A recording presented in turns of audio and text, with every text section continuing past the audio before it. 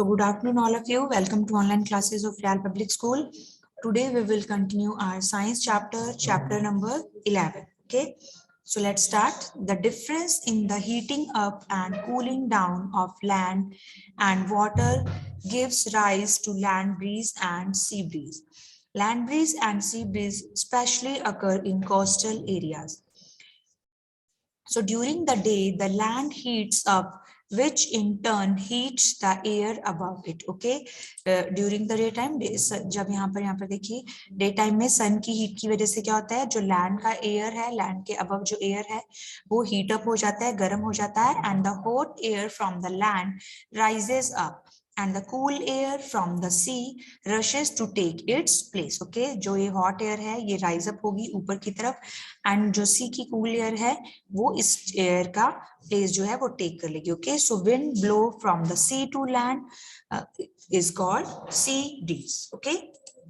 Now next is at night the land cool down faster than the sea water. Okay, and same जिस तरह से land जो है quickly heat होती है उसी तरह से quickly cool down भी होती है. Okay, तो night में क्या होगा, land जो है sea water के comparison में quickly cool down हो जाएगी, and the air above the sea water is warmer than the air above the land. और air water sea water के above ये ऊपर यहाँ पर जो air है वो क्या होगी, warmer होगी, गर्म होगी in comparison to air above the land. Okay, and ये जो warm air है ये rises up होगी, and cool air from the land rushes toward to the sea की तरफ जाएगी. Okay, and so the wind blows from the land to sea. This is called land breeze. Okay, now next is water.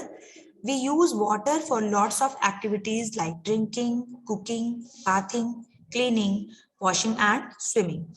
About 70% of the Earth's surface is covered with water, and we get water from rain, rivers, lakes, and ponds.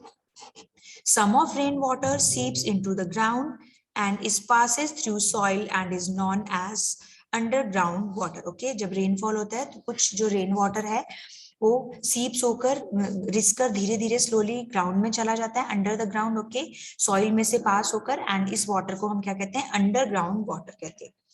And the level of underground water is an area is called the water table. We can draw out underground water through wells, tube wells and hand pumps. Okay, and इसी underground water को हम डग out कर सकते हैं, draw out कर सकते हैं, बाहर निकाल सकते हैं किसकी हेल्प से, with the well, tube well and hand pump. Now water exists in all three states, that is ice, solid state, water, liquid state and water vapor, gaseous form. Okay, ये already हम हमारे I think 4th या 5th chapter में state of matter जो हमने discuss किया था उसमें हम already discuss कर चुके हैं these three state of water. Okay, and these states are interchangeable, and ये जो state of waters हैं एक दूसरे में क्या हो सकती हैं, इंटरचेंज हो सकती हैं, एक दूसरे में चेंज कर सकते हो. अब आइस जो फॉर्म है वाटर की, ओके, सॉलिड फॉर्म, इससे आप इसे वाटर में कन्वर्ट कर सकते हैं, लिक्विड में, एंड इस प्रोसेस को हम क्या कहते हैं, मेल्टिंग कहते हैं ना.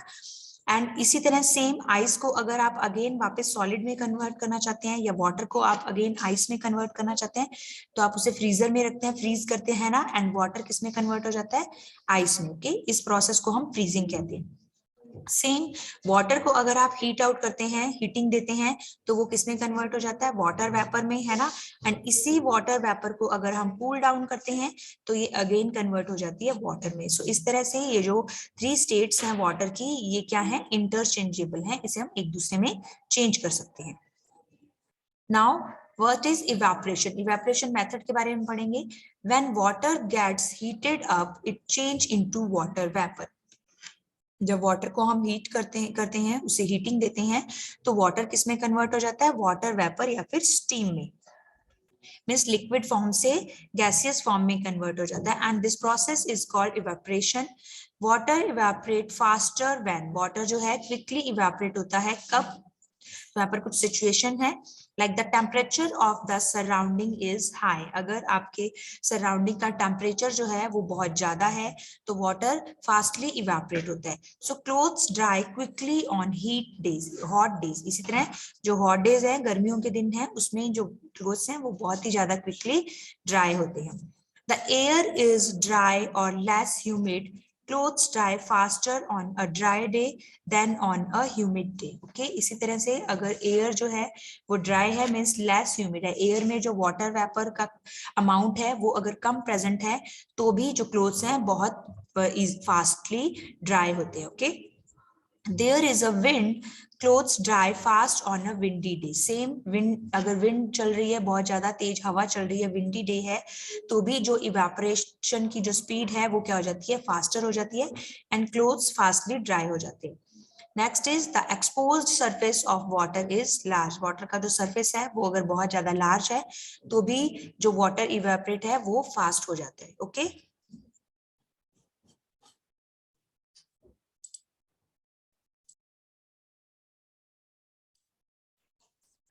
now next process is condensation. When we boil water in a container covered with a lid, we see tiny droplets of water on the inner side of the lid. इसी तरह से वाटर को जब हमने heat up किया या boil किया किसी भी कंटेनर में एंड उस वाटर को आप बॉईल करने के बाद में अगर एक लिड से आप उसे कवर कर देते हैं तो हम क्या देखते हैं कि उस लिड के इनर साइड में हमें टाइनी जो क्या दिखाई दे रही है, ड्रॉपलेट्स दिखाई दे रही हैं, water droplets. Okay, so the tiny droplets of water are formed due to change of water vapor into water. अब जो water vapor थी, जो हमने water को boil किया, heat किया, water किस में convert हो रहा है, water vapor में. ठीक है, यही वाटर वेपर को जब हम कूलिंग प्रोवाइड करवाते हैं, कोई कूल सरफेस प्रोवाइड करवा रहे हैं, ओके, तो ये अगेन किस में कन्वर्ट हो जाती है, वाटर में. Okay, so the process by which water vapor changes into water on cooling is called condensation. Water vapor rises in the air and condenses to form droplet of water which in turn from clouds. Okay, तो यही जो water vapor है ये rise up होती हैं, कहाँ जाती हैं, in the air, एंड वहां पर कंडेंस होकर वाटर ड्रॉपलेट्स में कन्वर्ट होकर किसको फॉर्मेशन करते हैं, क्लाउड का फॉर्मेशन करते हैं. Okay, and water vapour condense to form dew, fog, frost, hail, snow and rain. These are forms of water vapor. Okay, water vapor को हम कूलिंग प्रोवाइड करवा रहे हैं जब, तो वो अगेन किस में कन्वर्ट हो रही है, टाइनी वाटर ड्रॉपलेट्स में. ओके, बट वाटर वेपर की डिफरेंट डिफरेंट फॉर्म हो सकती है and it's depend on cooling. उस वाटर वेपर को कितना कूलिंग जो वेदर है या कितना कूलिंग जो सराउंडिंग हमारी है, एनवायरनमेंट कैसा प्रोवाइड हो रहा है, उसके बेस पर वाटर जो वेपर है वो कंडेंस्ड होकर डिफरेंट फॉर्म में कन्वर्ट हो जाती है. Okay, so first one is dew. On cold morning, water vapor condensed on the surface of leaves and grass in the form of drops called dew drops. Okay, see in the picture. इस तरह से अगर आपने देखा है सुबह morning के time जो कोल्ड टाइम है, ठीक है, कोल्ड मॉर्निंग्स में क्या होता है, वो जो वाटर वेपर था, ठीक है, एयर में बिकॉज मॉइस्चर प्रेजेंट होता है ना, वाटर वेपर प्रेजेंट होता है तो वो कूलिंग मिलती है जब उसे, तो वो कंडेंस्ड होकर कहाँ पर, लीव्स की सरफेस पर या ग्रास पर ड्रॉप्स की फॉर्म में जो है कलेक्ट हो जाती हैं. इसे ही हम ड्यू ड्रॉप्स या फिर ओस की बूंदें भी कहते हैं. Okay, next is fog. In winter season when it is very cold, water vapor condensed on the dust particle to form thick clouds of tiny droplets just above the land or water, and this is called fog. Okay, then frost क्या है, when it is very cold, dew drops freeze to form crystals of ice and this is called frost. Okay, यहाँ पर हमने dew drops की बात की थी and जब बहुत ज्यादा कोल्ड होता है तो यही जो dew drops हैं क्रिस्टल फॉर्मेशन करती हैं, क्रिस्टल ऑफ आइस का फॉर्मेशन करती हैं एंड इसे हम क्या कहते हैं, फ्रोस्ट कहते हैं. Okay, now next one is hail. When raindrops pass through a very cold region of the atmosphere, they freeze to form pellets of ice and these pellets of ice called hail fall to the ground. और यही जो pellets of ice हैं, जब rainfall हो रहा है, rain की जो ड्रॉप्स हैं जो वो बहुत ज्यादा किसी कोल्ड रीजन से पास आउट हो रही हैं, तो ये क्या हो जाती हैं, फ्रीज हो जाती हैं. यही जो रेन ड्रॉप्स हैं ये फ्रीज हो जाती हैं और ये क्या बना लेती हैं, आइस के पैलेट्स बना लेते हैं. ओके, लाइक स्मॉल जो बॉल लाइक स्ट्रक्चर्स हम कह रहे हैं उसमें कन्वर्ट हो जाती हैं. ओके, एंड इसे ही हम क्या कह रहे हैं, हेल कहते हैं. Okay, and its fall to the ground. Now next is snow. In extremely cold weather, water vapor condense to form snow instead of water droplets. Okay, बहुत ज्यादा जब extremely cold weather होता है तो वो जो water vapor है वो condensed होकर snow का formation कर लेते हैं, okay, snowflakes का. Now last one is rain. When water vapor condensed and fall to the ground in the form of drops of water, it is called rain. Okay. Now next is water cycle. The process of evaporation and condensation are going on continuously in the nature. Okay, अभी हमने जो two process discuss किए, evaporation and condensation means water जो था water vapor में convert हो रहा था and again water vapor से condense होकर किस में convert हो रहा था, water में. ये जो process हैं ये continuously nature में चलते रहते हैं.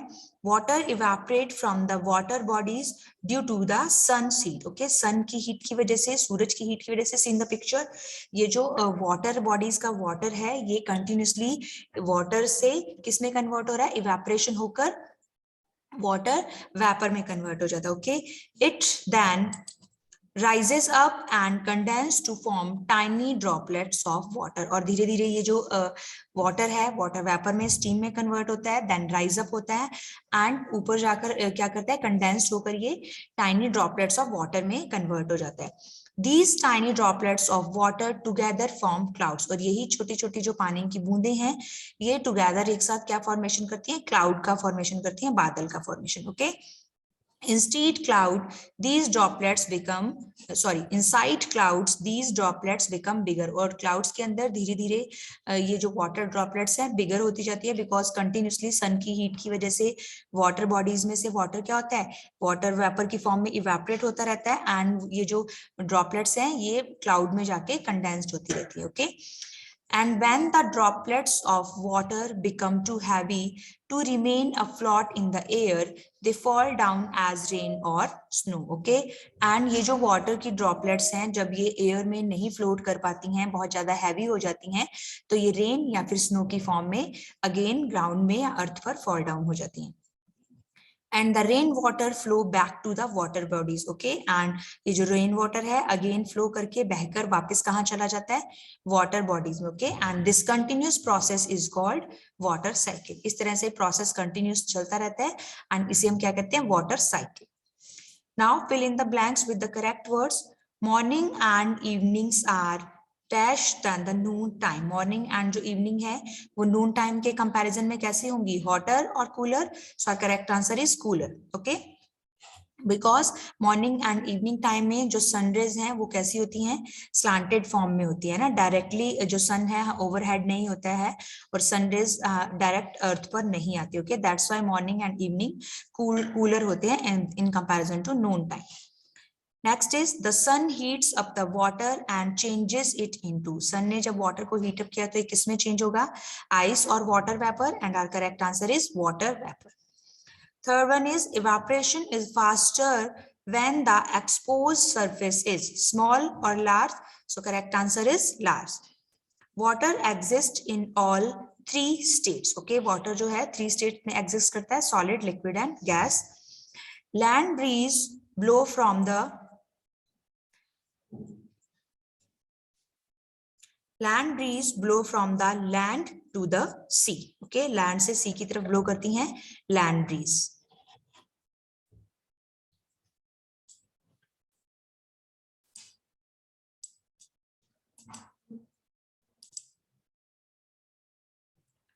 So yes, clear everyone. So our next topic we will continue in our next class. So thank you so much.